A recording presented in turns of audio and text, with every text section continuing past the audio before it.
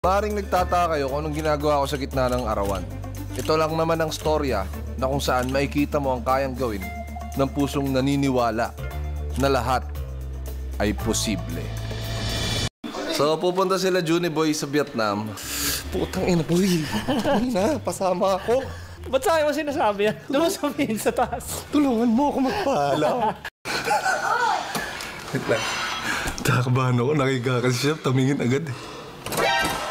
Ba't ka tumatawa? Ah? Wala. Ano matawa? Ano na naman katangahan yan? Papunta kayo sa Vietnam, boy? Ay, oo. Sarap naman doon. Tama ka daw, sabi ni Boss Strike. Ay, sawa daw ako. Kaso paalam ka daw muna. Kasi may laban daw doon, blacklist. May laban? Sayang. Papayagan naman kita. Talaga? Oo! Tutulungan pa kita mag-impake. Asan nga ang passport mo? Asaan? Kasi guys, ito pala yung isa pang twist. Kung pinayagan ako ni B, yung problema ko yung passport ko. Wala. 1 taon na po nawawala. Wala kang passport, manahimik ka dito sa bahay, magtagaytay ka.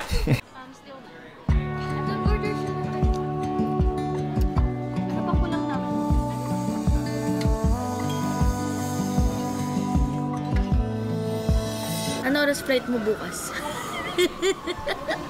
Naayos mo na mga gamit mo ba?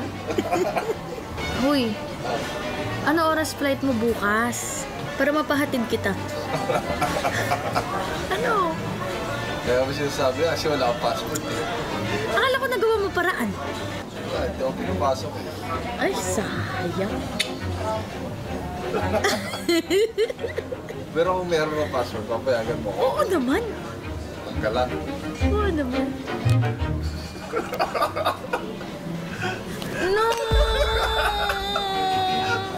Wait lang, paano ka nagkaroon?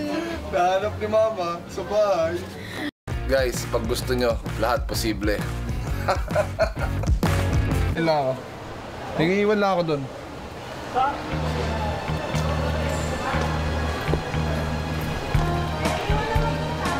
I-upload na kita, sir. Upload mo na ako?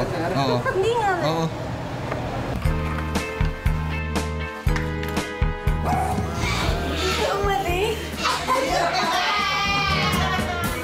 Di ba sabi ko kanina, ito ang storya na nagpapakita na lahat posible.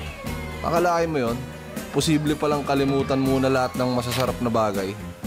Gustong gusto ko sana sumama sa maglakbay pero saka na lang siguro pagkasama ko na kayong dalawa.